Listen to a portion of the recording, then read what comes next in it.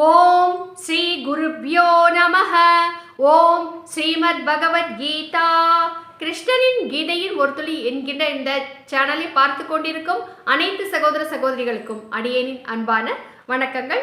இப்பொழுது பகவத்கீதை 18வது அத்தியாயம் மோக்ஷ சந்நியாச யோகத்தில் நாம் சென்ற பதிவில் 44 ஸ்லோகங்கள் வரையில் நம்ம பார்த்தோங்க. இப்போ 45வது ஸ்லோகத்திலிருந்து என்ன சொல்கிறாரு அப்படிங்கிறத நம்ம பார்ப்போம்.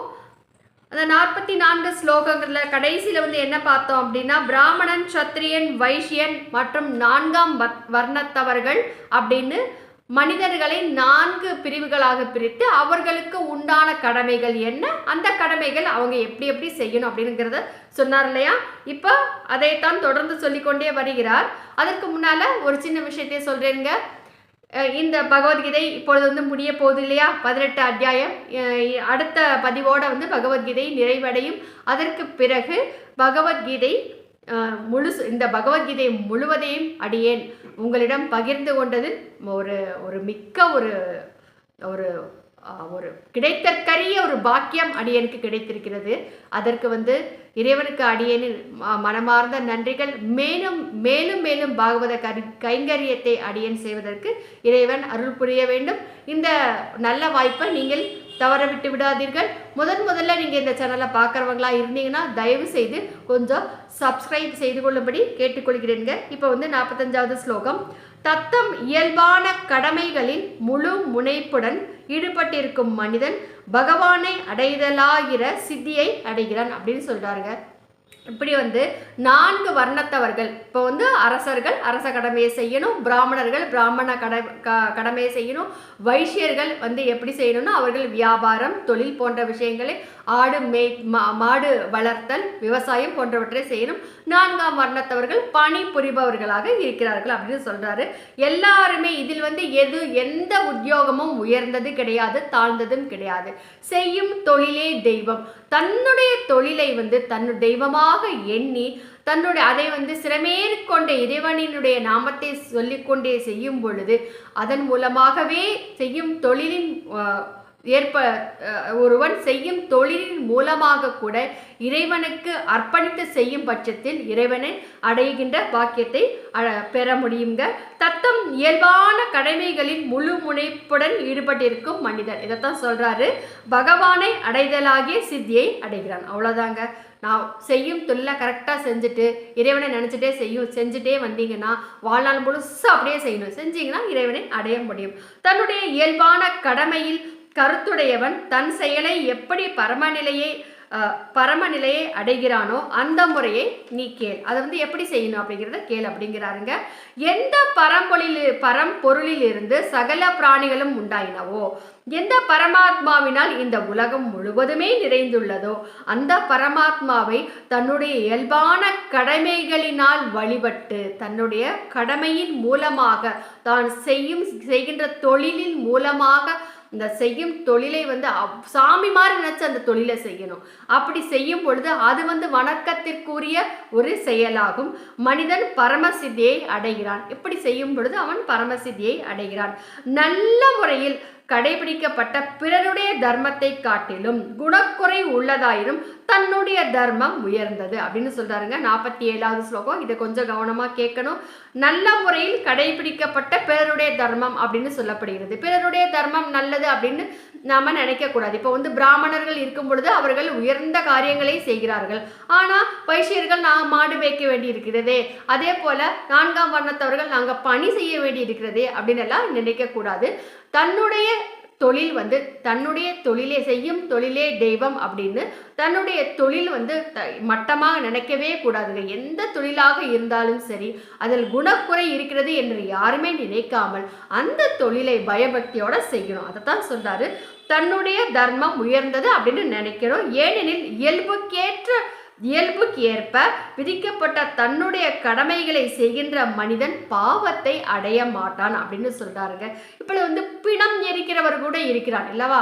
அதனால அந்த தொழில் மோசம், அது கொஞ்சம் அது குணக்குறை இருக்கிறது அப்படின்னு நினைக்க கூடாது. அதை கூட ஒரு தெய்வத்தை நினைத்து அவன் செய்ய வேண்டும். அது மட்டுமல்லாமல் இப்போ வந்து ஒரு நீதிபதி இருக்கிறாரு. அப்படி இருக்கும் பொழுது அவர் வந்து தவறு செய்தவர்களுக்கு மரண தண்டனை விதிக்கத்தான் வேண்டும். அதனால அவங்களுக்கு வந்து பாவம் வருமா அப்படின்னா வராது இல்லையா? அதே மாதிரி வந்து ஒரு மரண தண்டனைக்கு உரிய ஒரு நபரை அவரை அழைத்து சென்று தூக்கு மேடை ஏற்று தூக்கு கயிறை மாட்டி விட்டு அந்த தண்டனையை கொடுக்கும் பணியாளன் இருக்கிறார் அல்லவா, அவருக்கு வந்து அந்த பாவம் வருமா? வராது இல்லையா? இந்த மாதிரி வராது, கண்டிப்பா வராது. இந்த அவரவர்களுடைய கடமையை அவர்கள் செய்கிறார்கள். ஆகவே இது வந்து இதில் வந்து பாவம் என்பது எதுவுமே கிடையாது. தனக்கு உரிய தொழிலை அதை வந்து சிறமேற்கொண்டு தெய்வத்தை நினைத்து தெய்வத்தின் பொருட்டு அந்த காரியத்தை ஒரு மனிதன் செய்ய வேண்டும். இதனால் எந்த பாவமே வராது அப்படின்னு சொல்றாருங்க. குந்தியின் மைந்தனே 48வது ஸ்லோகம். குறை உள்ளதாயினும் தனக்குரிய இயல்பான கடமையை விட்டுவிடலாகாது. யாருமே தன்னுடைய கடமையை செய்யாம இருக்கக்கூடாது. ஏனெனில் புகையால் சூழப்பட்ட தீ போல எல்லா செயல்களும் ஏதோ ஒரு வகையில் குறையினால் சூழப்பட்டுள்ளன. ஏதாவது ஒரு குற்றம் குறை இருக்கத்தான் செய்யும். அதை வந்து நினைச்சிட்டே இருக்கக்கூடாது. அதனால செய்கிற தொழிலை செய்யாம இருக்கக்கூடாது அப்படின்னு சொல்றாரு. எங்கும் பற்றற்ற புத்தியுடைய ஆசை அற்றவனான உள்ளத்தை அடக்கிய மனிதன் சாங்கிய யோகத்தினால் கர்மங்கள் அனைத்திலிருந்தும் முற்றிலும் விடுபட்ட பெருநிலையை அடைகிறான். சாங்கிய யோகம் அப்படின்னு சொல்லும் பொழுது முதல்ல 2வது அத்தியாயத்துல சொல்றார் அல்லவா, அதுதான் வந்து சாங்கிய யோகம். என்ன அப்படின்னா, இந்த செய்கிற தொழில பாவம் வருமோ புண்ணியம் வருமோ அப்படின்னு யோசிக்காத, லாபம் வருமோ நஷ்டம் வருமோ அப்படின்னு யோசிக்காத, அதே மாதிரி வந்து வெற்றி வருமோ தோல்வி வருமோ என்று யோசிக்காத, இறைவனின் பொருட்டு உன்னுடைய கடமை செய்ய அப்படின்னு சொல்றாரு. அதுதான் சாங்கிய யோகம். இப்போ வந்து 50வது ஸ்லோகத்துல ஞான யோகத்தினுடைய எந்த உயர்ந்த நிலை உண்டோ அந்த நைஷ்கர்ம சித்தியை அடைந்த மனிதன் பிரம்மத்தை எப்படி அடைகிறானோ அந்த முறையை அதை வந்து உனக்கு வந்து குந்தியின் புதல்வனே சுருக்கமாகவே என்னிடமிருந்து நீ கேட்டு தெரிஞ்சுக்கோ அப்படின்னு சொல்றாரு. என்ன நைஷ்கர்மிய சித்தி அப்படின்னா என்ன? நைஷ்கர்மிய சித்தி அப்படின்னு சொல்லப்படுகிறது. அப்படின்னா என்ன அப்படின்னு சொல்றாருங்க. இப்பொழுது வந்து 52வது ஸ்லோகம். தெளிந்த அறிவுடன் கூடியவனாகவும் எளிய சாத்விக அளவான உணவு அருந்துபவனாகவும், அளவா சாப்பிடணும், தெளிஞ்ச புத்தியோட இருக்கணும், ஒளி முதலிய புலனுகர் பொருட்களை துறந்து அப்படின்னு சொல்றாரு. சத்தம் நிறைய இல்லாத இடத்துல இருக்கணும், தூய்மையான இடத்தில் தனிமையாக இருக்கணும், சாத்வீகமான உறுதியான உள்ளத்தின் புலன்களையும் அடக்கி அப்படின்னு சொல்லப்படுகிறது.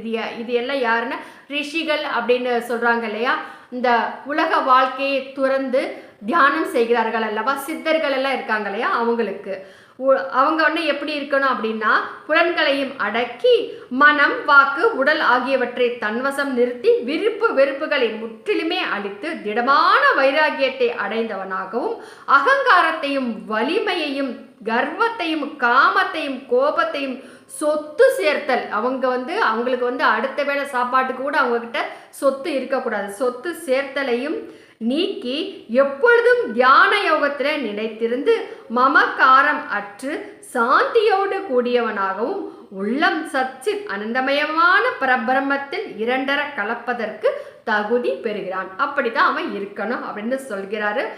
இவையெல்லாம் அறவே துறந்து விட்டு உலக வாழ்க்கையை துறந்து விட்டு இறைவனின் பால் இருந்து கொண்டு அவன் இப்படிப்பட்ட காரியங்களை செய்யணும் அப்படின்னு சொல்றாருங்க. 54வது ஸ்லோகம்.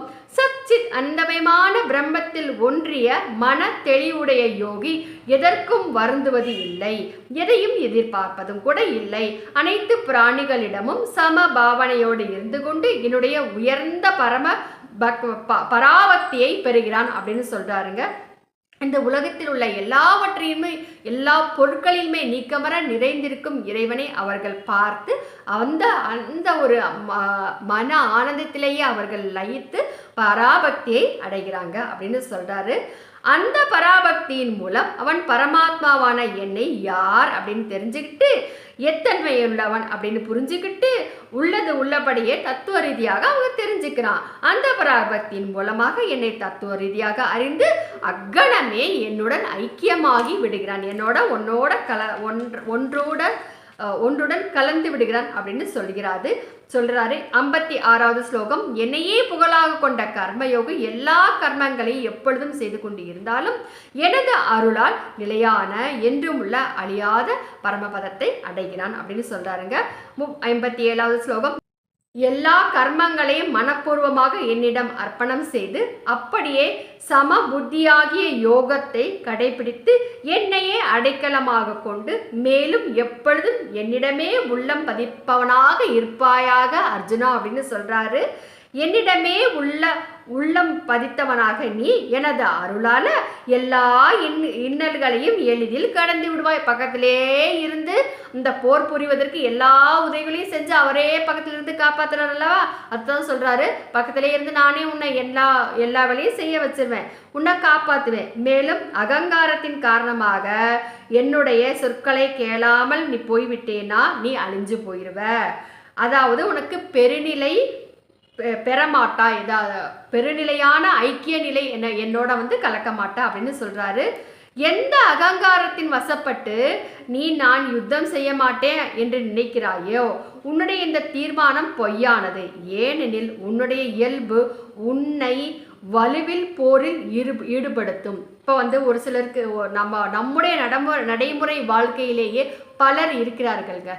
அது அவர்கள் எப்படி இருப்பார்கள் அப்படின்னா, ஒரு சிலர் இருக்கிறாங்க சின்ன வயசுல இருந்தே டாக்டர் ஆகணும் அப்படின்னு நினைச்சு ரொம்ப கஷ்டப்பட்டு படிச்சிருப்பாங்க. அதுக்கு உண்டான எல்லாம் ரொம்ப கஷ்டப்பட்டு அந்த எக்ஸாம் எல்லாம் எழுதியிருப்பாங்க இல்லையா, நீட் எக்ஸாம் எல்லாம் எழுதியிருப்பாங்க. இருந்தாலும் அவங்க கடைசி நேரத்தில் அவங்களுக்கு சீட் கிடைக்காது. அதுக்கு பிறகு வேற வழியே இல்லாம அவங்க இன்ஜினியருக்கோ இல்லை வேற ஏதாவது படிப்புக்கோ படிக்க வேண்டிய சூழ்நிலைக்கு தள்ளப்பட்டு இருப்பாங்க. இப்படி அவங்களுக்கு பிடிச்சாலும் சரி பிடிக்காட்டியும் சரி